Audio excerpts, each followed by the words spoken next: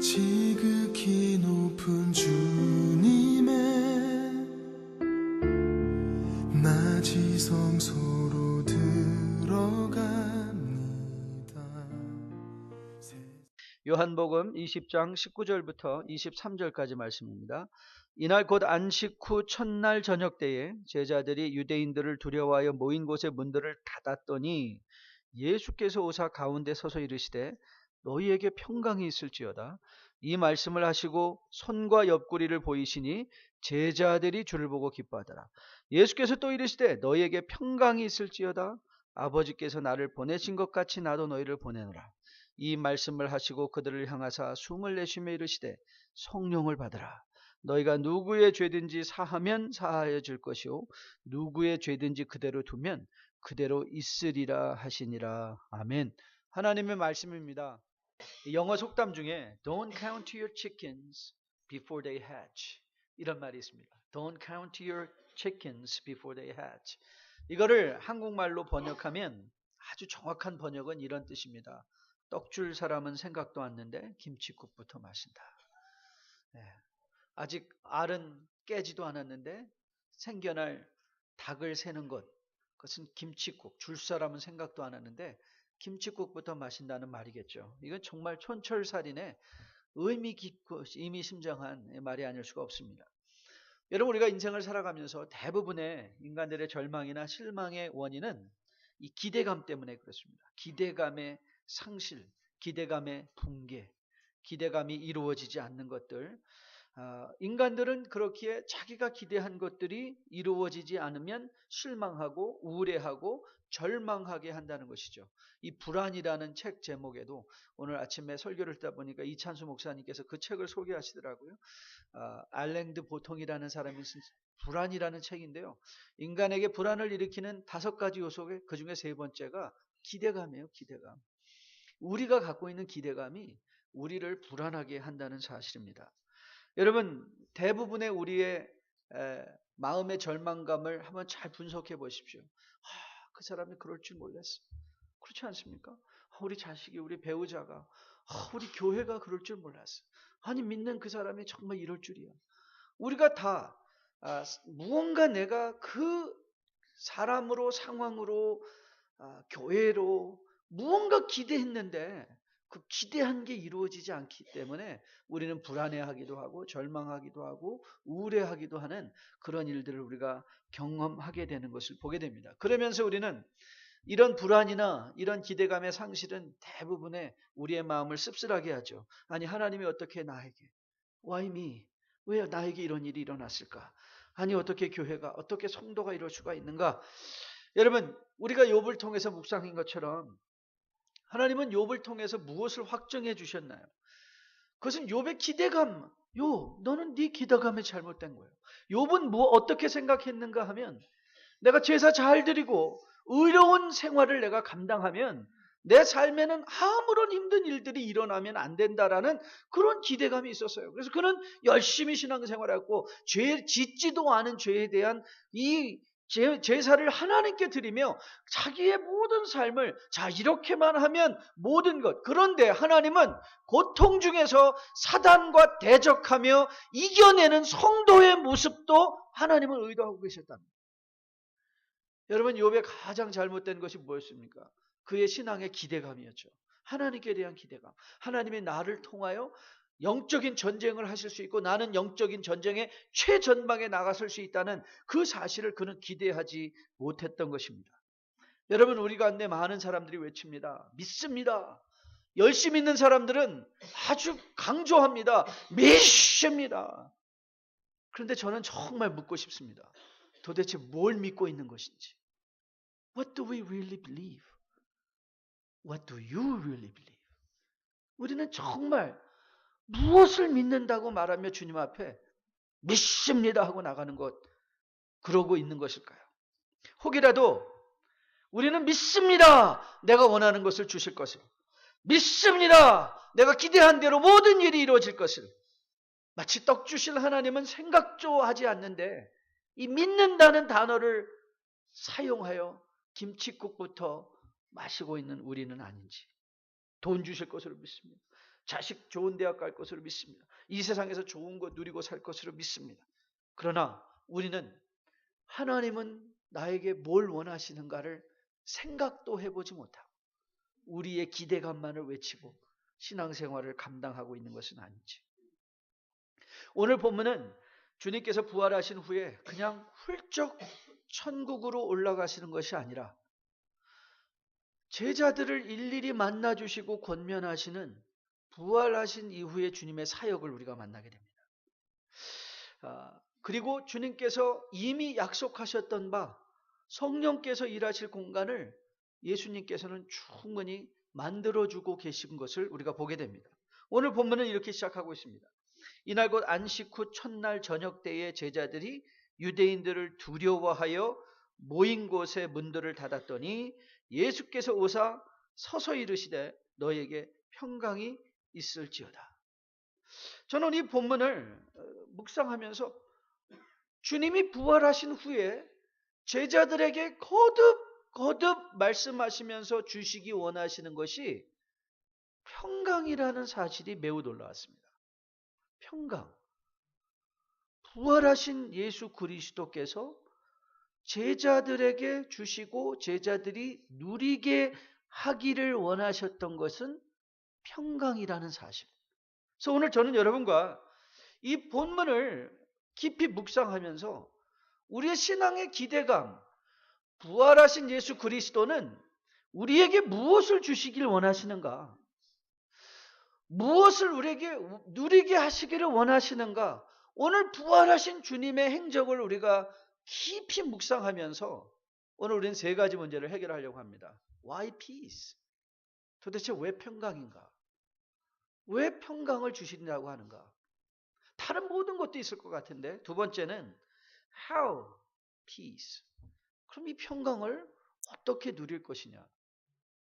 그리고 우리가 또 던져야 되는 질문은 What's after peace? What's after peace? 그럼 평강이 도대체 나에게 무엇을 하게 할 것인가? 평강으로 무엇을 할 것인가? 그래서 why, how, what's after? 이 세 가지 문제를 우리가 한번 깊이 묵상해 보면서 우리를 향한 주님의 기대감을 다시 한번 새롭게 해볼 수 있기를 주님의 이름으로 축복드립니다. 오늘 본문은 상황을 이렇게 설정해 놓았습니다. 유대인들을 두려워하여 모인 곳에 문을 닫고 숨었다 이렇게 적고 있어요. 그러니까 지금 제자들의 마음은 이 두려움으로 매우 요동된 상태였던 것을 보게 됩니다. 그렇다면 여러분이 한번 상상해 보십시오. 거룩한 상상력을 동원해서 두려움으로 떨고 있는 자들에게 가장 필요한 것은 여러분 무엇이라고 생각하십니까? 혹 용기는 아닐까요? 용기, courage, be courageous. 혹 파워는 아닐까요? 바로 주님께서 그 약속해 주신 야 내가 지금이라도 원하기만 하면 12영이나 되는 너 천사를 하늘로부터 동원할 수 있다. 자 내가 너에게 이제는 그 천사를 동원할 수 있는 그 힘을 주겠다. 파워, 용기, 그리고 무엇보다 우리가 제일 좋아하는 money. 야 내가 어디다 돈 이렇게 숨겨놨는데 그 돈 갖고 네가 한번 멋지게 해봐. 여러분 오늘 본문의 상황에 또 한 가지 우리의 기대감을 이렇게 넘어서는 것은 주님께서 우리가 지난 시간에도 잠깐 언급한 것처럼 주님이 부활하신 몸은 시간과 공간에 구애받지 않는 몸이셨다는 것이죠. 그래서 갑자기 모든 문이 닫혀 있는데 부활하신 주님께서 제자들의 가운데 갑자기 서신 거예요. 그러니까 무언가 공간 이동이 일어났습니다. 그렇다면 만일 주님께서 공간 이동을 하실 수 있다면 제가 한번 와일드한 이미지네이션, 제가 한번 와일드하게 상상을 해봤어요. 아니 주님께서 본인이 이렇게 옮겨 오실 수 있었다면 혹이라도 제자들을 옮기실 수는 없었을까? 안전한 곳으로. 그리고 나서 제자들을 만나 주셨으면 여기 우리 집이 아니네. 얼마나 더 강력한 인생을 제자들에게 줄 수 있지 않았을까? 그런데 오늘 놀랍게도 주님께서 허락하시고 주시기 원하시는 것 제자들이 누리기 원하시는 것은 peace였습니다. 평강, peace. 아니 목사님, 평강이 밥 먹여줍니까? 제가 지난주 청년 예배 시간에 담배 재배로 세계에서 가장 부자 가문으로 도약했던 두크 패밀리에 대해서 소개해드렸습니다.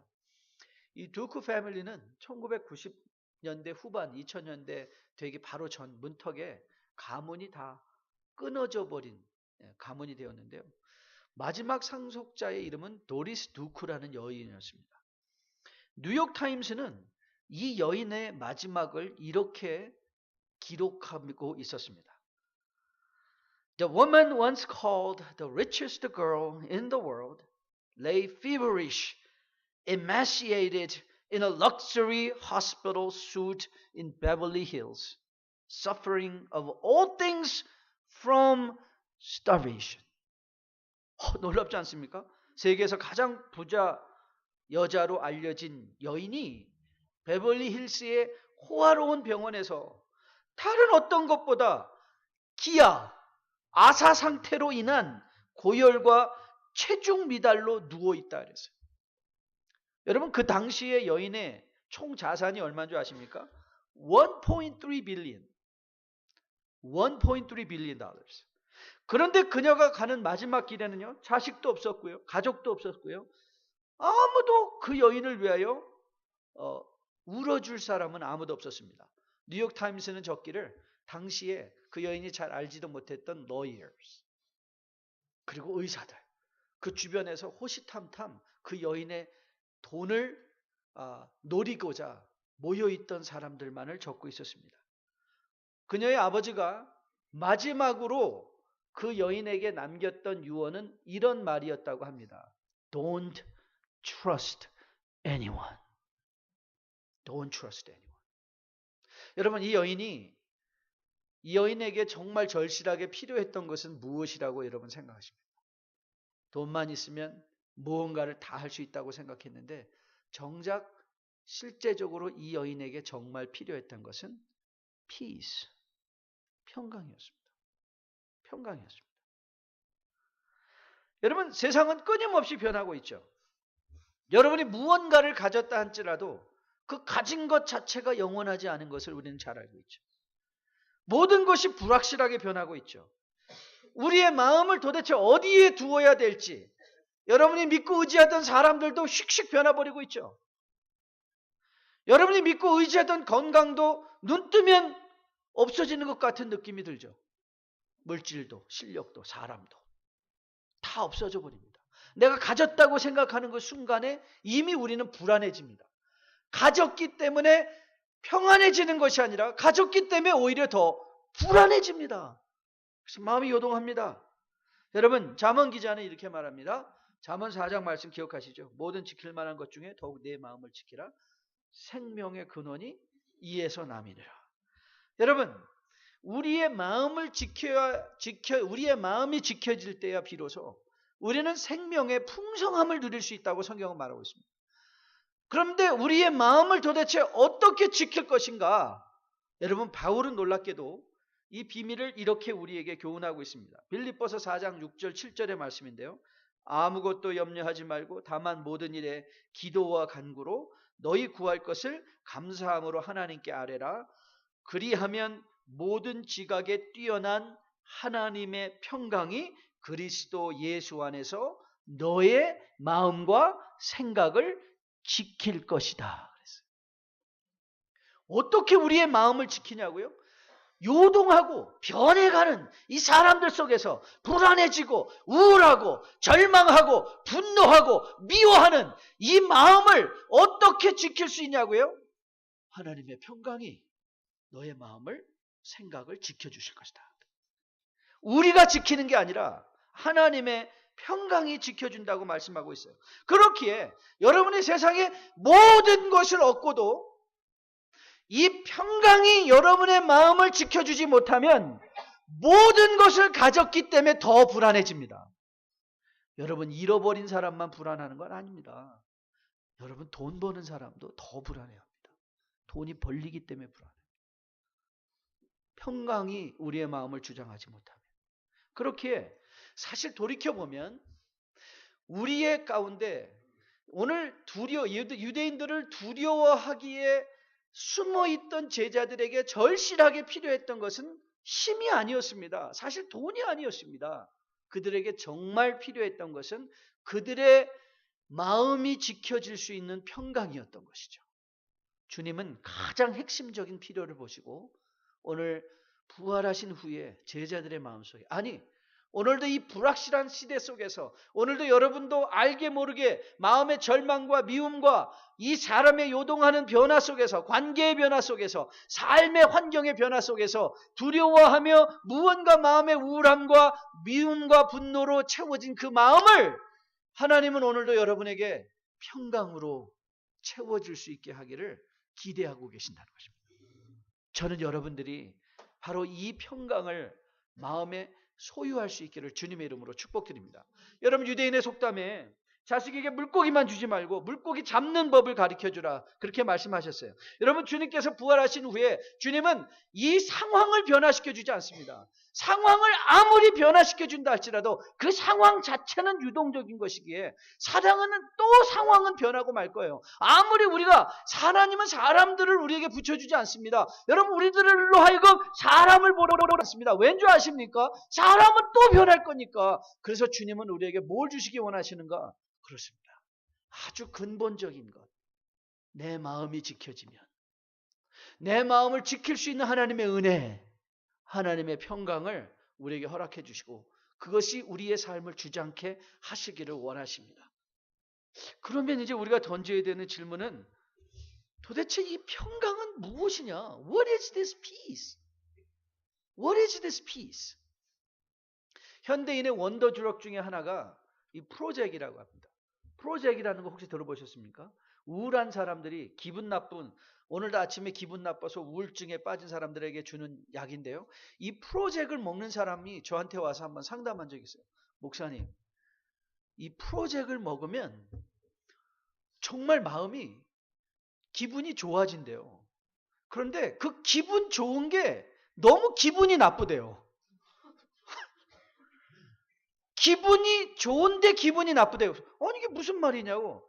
그분이 하는 말, 내가 지금 기분이 나빠야 되는데도 좋다는 거예요. 좋아야 되는데도 나쁜 것. 그런데 그 약이 하는 일은요, 무언가 자기 자신이 넘해지는 것, 아무런 느낌이 없는 상태로 자기를 이끌어 간다는 거예요. 여러분, 그게 평강인가요? 그 약이 주는 게 과연 우리가 그냥 상황 속에서 히히 웃을 수 있는 거, 과연 성경이 말하는 것이 그것이 평강인가? 그럼 주님께서 우리에게도, 자, 내가 이 프로젝트를 너에게 주노니 아침마다 하나씩 먹고 마음에 평강하라, 이렇게 하시지 아니하시고 평강에 대해서 말씀하셨거든요. 그래서 오늘 우리가 해야 될 일은 두 가지예요. 도대체 예수 그리스도가 우리로 하여금 누리게 하려 하시는 평강은 무엇인가? What is this peace? 그 다음에 두 번째 던질 질문은 How do we get this peace? 어떻게 이 평강을 우리가 가질 수 있는가?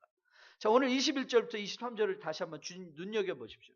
21절부터 23절 보면 예수께서 또 이르시되 너에게 평강이 있을지어다 아버지께서 나를 보내신 것 같이 나도 너희를 보내노라, 이 말씀을 하시고 그들을 향하사 숨을 내쉬며 이르시되 성령을 받으라. 너희가 누구의 죄든지 사하면 사여질 것이요 누구의 죄든지 그대로 두면 그대로 있으리라 하시니라.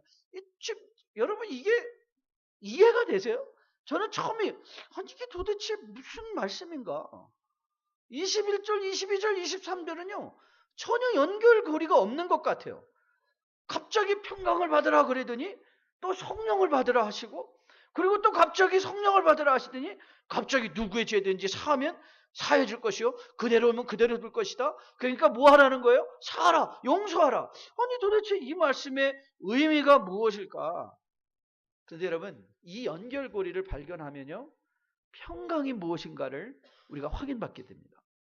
성경이 말하는 평강, 성경이 말하는 평강은 무슨 약을 먹고 마음의, 정신의, 뇌의 호르몬이 막 변해서 이런 상태가 아니라, 오늘 본문을 잘 보십시오. 평강이란, 오늘 주님께서 말씀하시는 평강은요 관계의 평강인 거예요. 관계의 평강. Peace in the relationship. 여러분 보십시오. 주님께서는 평강과 더불어 제자들에게 너희가 갖고 있는 용서의 능력을 보라 이 말을 확인시켜 주는 거예요. 용서의 능력. 너가 사하면 사해질 것이요. 그대로 두면 그대로 있을 것이다. 다시 말씀하시면 부활하신 주님께서 성도에게 주신 특권 능력이 뭔가? 용서의 능력이고요. 그런데 여러분 이 용서야말로 우리를 마음의 평강으로 이끌어가고 사실 제자들에게 주신 일이 뭔지 아십니까? 제자들은 세상을 정복하거나 세상을 다스리는 것이 아니라 제자들이 세상에 보여줘야 될 유일한 덕목은 무엇이었는가 하면 용서였습니다. 제자는 용서하도록 부르심을 받은 거예요. 세상을 용서하라는 거예요. 세상을 용서하라. 내 주변에 있는 사람들을 용서하라. 세상을 용서하라. 여러분 구원이 무엇입니까? 구원은요. 구원은 여러 가지 차원으로 이해할 수 있는데요. 성경은 구원을 매우 위치적으로 설명하고 있다는 거예요. Positional. Salvation always it's a position. 그러니까 구원은 포지션 게임이에요. 그러니까 우리가 어디에 서 있는가를 아는 것이죠. 그런데 여러분 에베소서 2장 말씀인데요. 제가 이 스크린에 올라오죠. 제가 좀 길지만 좀 올려달라고 요청을 했습니다. 잘 들어보세요. 이렇게 바울은 에베소서 2장 말씀을 열어갑니다. 너희는 그의 은혜에 인하여 믿음으로 말미암아 구원을 받았다 그랬어요. 자 이제 구원에 대해서 우리가 받은 구원은 바로 은혜로 말미암아 받은 것이다 라고 생각하면서 우리가 그리스도의 선한 일을 위하여 지음을 받았다. 9절 10절 띄워주십시오. 9절 10절이 우리가 받은 구원은 하나님의 은혜로 받은 것이고 그래서 10절에 보니까 우리로 하여금 선한 일을 위하여 하게 하셨다 하시면서 이제 구원에 대한 구체적인 것을 11절부터 설명하는데요. 자 11절부터 한번 같이 읽어보겠습니다. 같이 읽습니다. 시작. 그러므로 생각하라. 너희는 그때 11절 넘겨주세요. 10절까지만 돼 있어요. 예. 자 성경을 피세요. 그럼 성경 에베소서 2장 11절부터 18절까지인데요. 자, 몇 줄만 같이 읽도록 하겠습니다. 자, 11절 찾았으면 아멘. 예, 11절부터 읽습니다. 시작. 그러므로 생각하라. 너희는 그때에 육체로는 이방인이요 손으로는 육체에 행한 할례를 받은 무리라 칭하는 자들부터 할례를 받지 않은 무리라 칭함을 받는 자들이라. 그때에 너희는 그리스도 밖에 있었고 이스라엘 나라 밖의 사람이라. 약속의 언약들에 대해서는 외인이요 세상에 소망이 없고 하나님도 없는 자이더니 이제는 전에 멀리 있던 너희가 그리스도 예수 안에서 그리스도의 피로 가까워졌느니라. 그는 우리의 화평이신지라. 둘로 하나를 만드사 원수된 것 곧 중간에 막힌 담을 자기 육체로 허시고 법조문으로 된 계명의 율법을 폐하셨으니 이는 둘로 된 자기 안에서 한 세 사람을 지어 화평하게 하시고 또 십자가로 이 둘을 한 몸으로 하나님과 화목하게 하려 하심이라.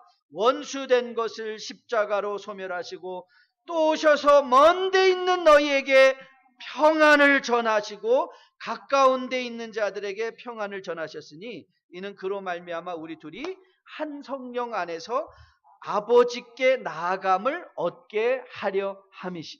자, 구원받았더니 먼 데 있는 자와 가까이 있는 자들이 하나님의 평안을, 요 평안이라는 단어, 평강이라는 오늘 이 요한복음에 쓰인 단어, 헬라어로는 같은 단어입니다. 같은 단어예요. 평강이다, 평안이다 라고 다르게 표현되어 있지만 다른 단어가 아닙니다. 에이레네라는 같은 헬라어 단어가 거기에 사용되어 있었어요.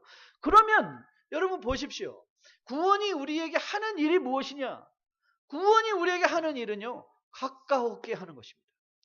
우리가 구원을 누린다는 건 무슨 뜻이냐? 구원은요, 우리가 세상과 가까워지는 것입니다. 하나님의 창조와 가까워지는 것입니다. 그리고 먼 데 있는 우리의 관계가 가까워지는 것입니다. 근데 여러분, 우리의 이 먼 데 있는 우리들이 계속해서 가깝게 유지할 수 있나요? 아닙니다. 여러분, 우리가 이 뉴라이프 공동체에서 10년 동안 이렇게 같이 함께 공동체를 이루고 이제 11년 차를 바라보며 하나님 앞에 영광 돌릴 수 있었던 이유가 어디 있는지 아십니까? 저는 잘 알고 있습니다. 저는 지도자들이 저를 항상 용서해 주는 걸 알고 있습니다. 그리고 저는 또 여러분들도 용서합니다. 여러분, 왜 주님께서 부활하신 후에 용서를 선포하신 줄 아십니까? 우리는 이 땅에 있으면요, 가족이고 뭐가 없습니다. 여러분, 가족이 미운애 고운애 하면도 가족이야.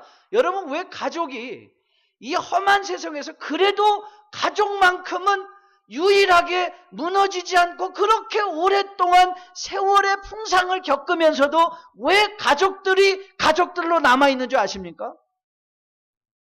용서하기 때문에 그렇습니다. 왜 부모가 자식들과 그렇게 죽을 때까지 평생 관계를 유지한 줄 아십니까? 용서하기 때문에 그렇습니다. 용서가 없으면 부모고 자식이고 가정이고 부부고 이거는 가까이 있을 수가 없습니다. 용서야말로 가족을 하나로 묶어주는 것입니다. 오늘 그렇기에 주님은 이렇게 말씀하십니다. 너희가 이 땅에서 누려야 될 평강은 무엇이냐? 바로 관계의 평강이라는 거예요. 그 관계의 평강인데 그 관계의 평강을 어떻게 누리느냐? 용서해라. 내가 너에게 힘을 줬다.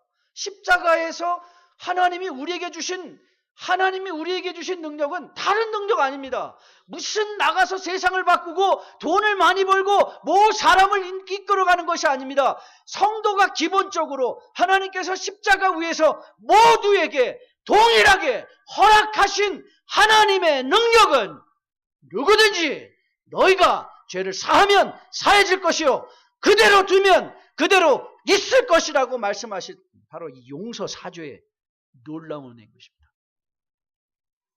그것이 우리를 하나로 되게 하시는 것이에요. 여러분, 그러면 이 용서가 어떻게 실천이 가능한 줄 아십니까? 오늘 본문 20절을 보시면요, 또 주님께서 이상한 행동을 하십니다. 손과 옆구리를 보이시니 제자들이 그걸 보고 기뻐했다고 적고 있습니다. 여러분 보십시오. 왜 주님은 평강을 주시면서 자기 몸을 확인시켜 주셨을까? 그 이유는 간단합니다. 평강의 근원은 예수 그리스도시기 때문에 그 그리스도가 살아나셨다. 그 예수가 살아나셨다. 그거를 확증해 주시고요. 자, 22절을 보십시오. 22절 같이 읽습니다. 시작. 이 말씀하시고 그들을 향하사 숨을 내쉬며 성령을 여러분, 저는 이 말이 어떻게 성령을 받냐고요? 여러분, 그래요. 성령을 받고 싶어요. 아니, 나도 이렇게 평강을 누리고 싶어요. 오늘 주님이 이렇게 말씀하십니다. 내가 너에게 준다는 거예요. 여러분, 로마서 8장 6절에 바울은 이렇게 성령에 관해서 육신의 생각은 사망이요 영의 생각은 생명과 평강이다 그랬어요. 영의 생각.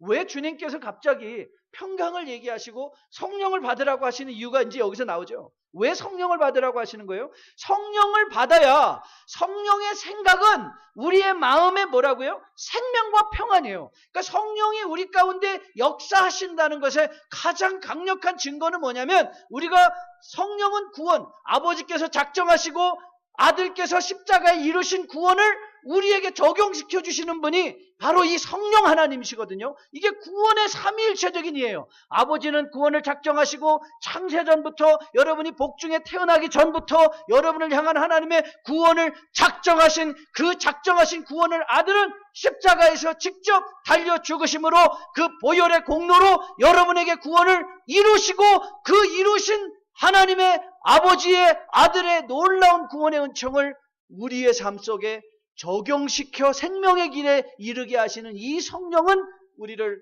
평강으로 인도하시는 하나님. 그러니까는 성령을 받아야 되는 거예요.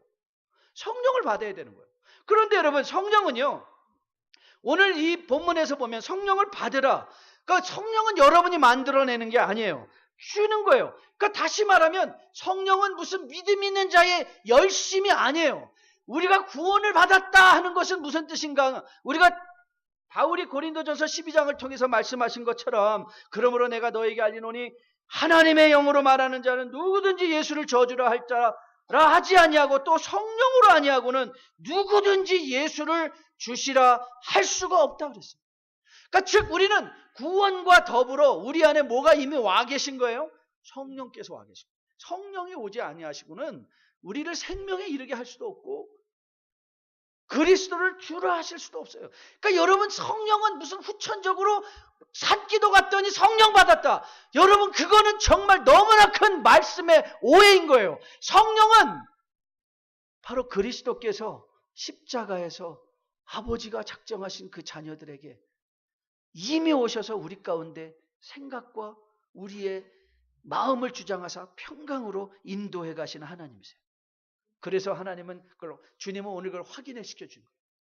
제자들을 향하여 숨을 내어주시며 그 성령이 이미 너희 가운데 있다는 것, 우리 가운데 있다는 걸 확신해 주시며 이제 우리에게 무슨 확신을 주시는가 하면 이미 여러분은 용서할 수 있는 그 용서, 누구든지 누구의 죄든지 사하면 용서할 수 있는 능력이 오늘 여러분께 다 와 있다는 거예요. 왜요? 성령께서 하시는 일이 바로 그 일입니다. 그래서 우리를 평강으로 인도하 가시니까. 그러니까 여러분, 주님께서 우리를 사랑하시고 우리를 용서하실 때 우리가 용서할 만하니까 용서하셨나요? 아니에요. 그 용서는 하나님의 일방적인 선포였던 거예요. 죄인된, 우리가 아직 죄인 되었을 때 그 용서를 받는 거예요. 그 용서가 우리를 어디로 이끌어 간다고요? 평강으로 이끌어 가는 거예요. 제가 최근에 이 신천지 관련에 대한 그 동영상들을 다 보면서요, 제가 한 가지 아주 재미있는 사실을 발견했어요.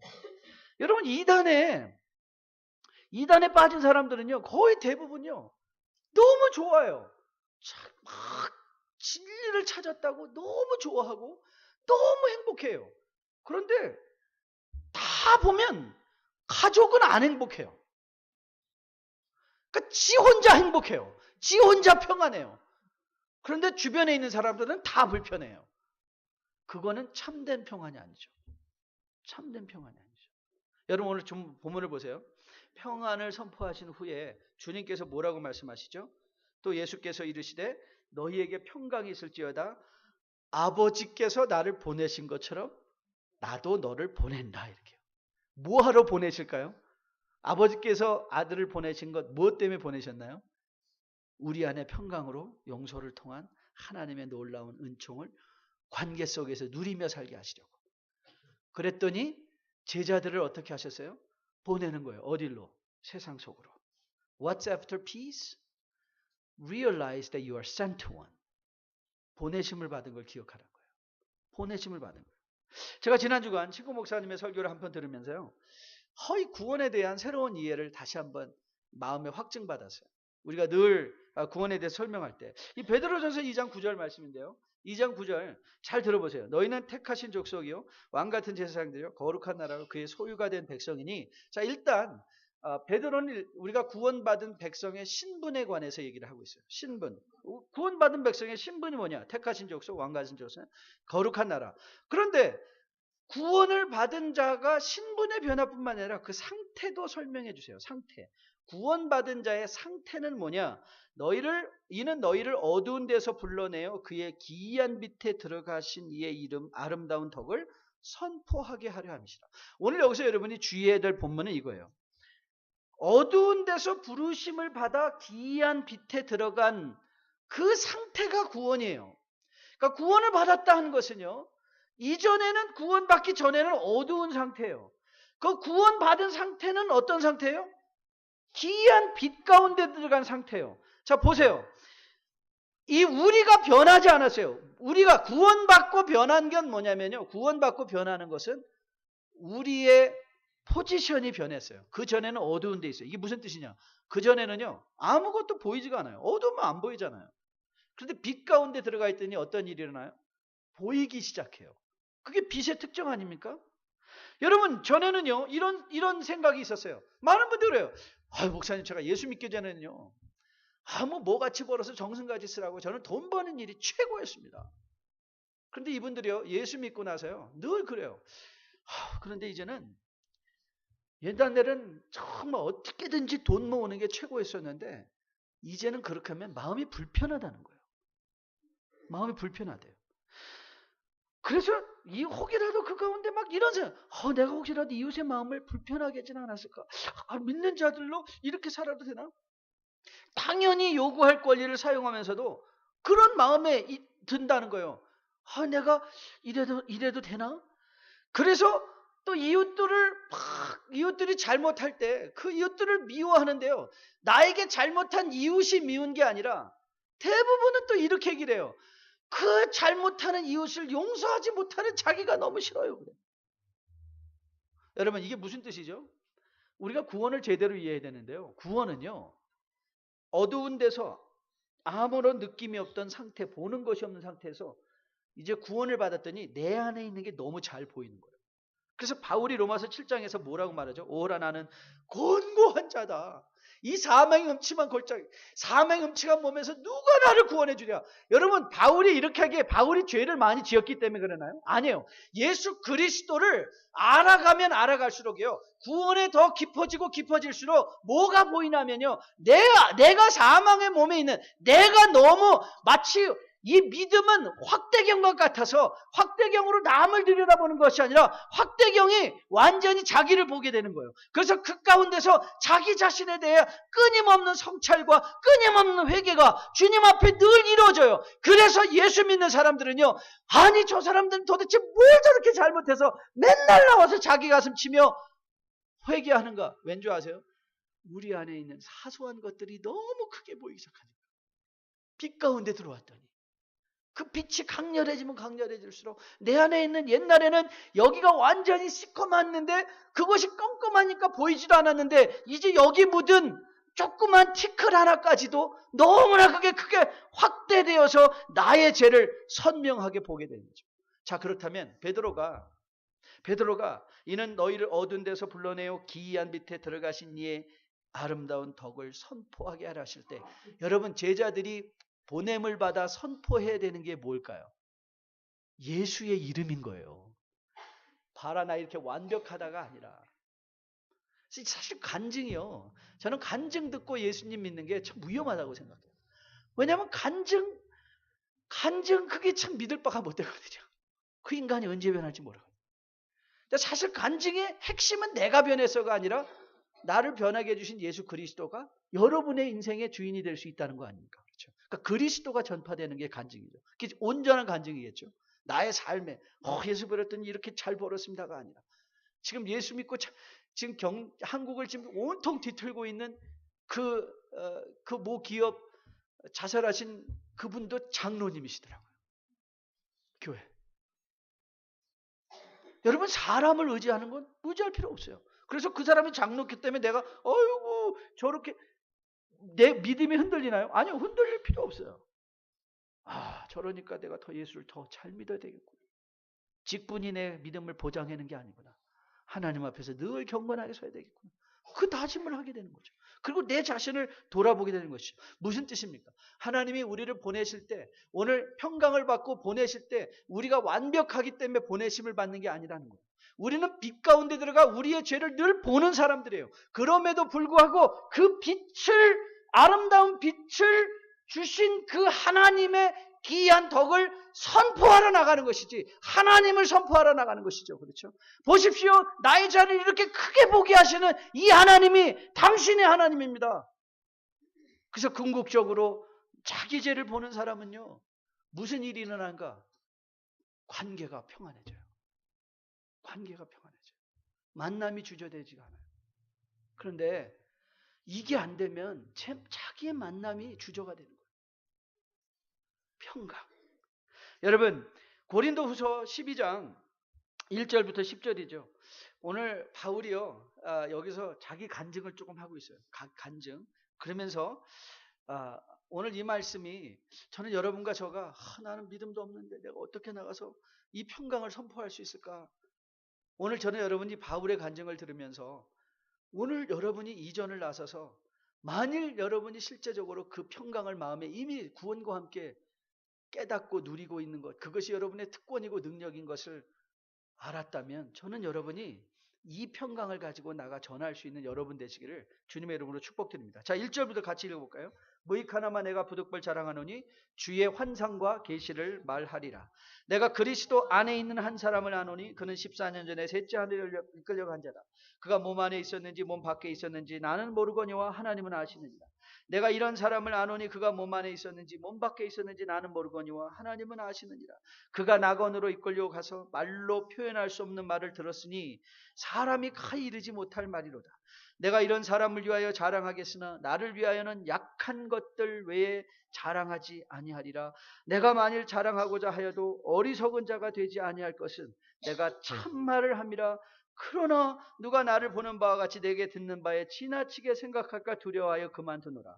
여러 계시를 받은 것이 지극히 크므로 너무 자만하지 않게 하시려고 내 육체에 가시곧 사탄의 사자를 주셨으니 이는 나를 쳐서 너무 자만하지 않게 하려 하십니다. 이것이 내게서 떠나가게 하기를 위하여 내가 3번 주께 간구하였더니 나에게 이르시기를 내 은혜가 내게 족하도다. 이는 내 능력이 약한 데서 온전하여 짐이라 하신지라. 그러므로 도리어 크게 기뻐함으로 내가 여러 약한 것들에 대하여 자랑하리니 이는 그리스도의 능력이 내게 머물게 하려 함이라. 그러므로 내가 그리스도를 위하여 약한 것들과 능력과 궁핍과 박해와 곤고를 기뻐하노니 이는 내가 약한 그때에 강함이라. 여러분, 바울은 자신이 받은 사명에 순종했습니다. 그리고 그는 언제 전하러 가나? 자신이 가장 약할 때 복음을 전하러 나갔어요. 우리가 강하기 때문에 복음을 전하는 것이 아니라 우리는 복음을 약함으로 전하는 거예요. 우리가 전할 평강은 내가 마치 맨날 인생의 프로젝트를 먹은 것처럼 아무런 느낌 없이 그저 좋아요가 아니라 세상에는 정말 나를 힘들게 하는 일로 나를 아프게 하는 사람들로 가득 차 있지만 그 가운데서도 나는 비록 약하지만 그러나 내 마음에 평안을 주신 이 하나님을 나는 당신에게 선포하고 싶습니다. 이 하나님을 선포하러 보내심을 받은 것이 여러분이고 저인 걸로 믿습니다. 여러분, 바울은 이 사명에 순종하려고 그가 이렇게 고백했습니다. 내가 내 몸을 처복종하게 하면 내가 남에게 전파한 후에 자신이 도리어 버림을 당할까 두려워함이로다. 이 말은 자기가 두려워 버림을 받겠다는 얘기가 아니라 이거는 자신의 마음의 실천적 의지를 설명하는 거죠. 실천적 의지. 나는 내 몸 쳐서 복종시킨다. 내 마음 쳐서 복종시킨다. 내가 도저히 평강을 선포할 수 없을 때 내 마음을 쳐서 복종시켜서 평강을 선포한다. 이 말 아니겠습니까? 저는 우리 뉴라이프 공동체 안에서 바로 이 평안의 사명을 인식하고 그리스도의 놀라운 은혜를 선포하게 해요. 그의 보내심을 받은 종들이 바로 나임을 깨닫고 그런 종들이 많이 일어나는 공동체 되기를 주님의 이름으로 축복드립니다. 떡 줄 사람은 생각도 않는데 김치국부터 마신다. 저는 오늘 이 말씀을 통해서 여러분들의 믿음의 기대감이 새로워질 수 있기를 주님의 이름으로 축복드립니다. 주님께서 우리에게 주시고자 하셨던 그 평강은 관계의 평강이요. 우리로 하여금 관계 속에서 평강을 누리게 하는 것은 용서요. 그 평강을 선포하기 위하여 우리가 보내심을 받았다는 이 보내심을 받은 주의 백성인 것을 기억하여 저는 담대히 복음을 들고 이전을 나서며 여러분의 주변의 모든 사람들에게 용서를 선포하며 평강으로 모든 관계 속에서 주님이 주시는 부활 후에 주님이 주신 이 평강을 누리며 살아낼 수 있는 여러분과 저 될 수 있기를 주님의 이름으로 축복드립니다.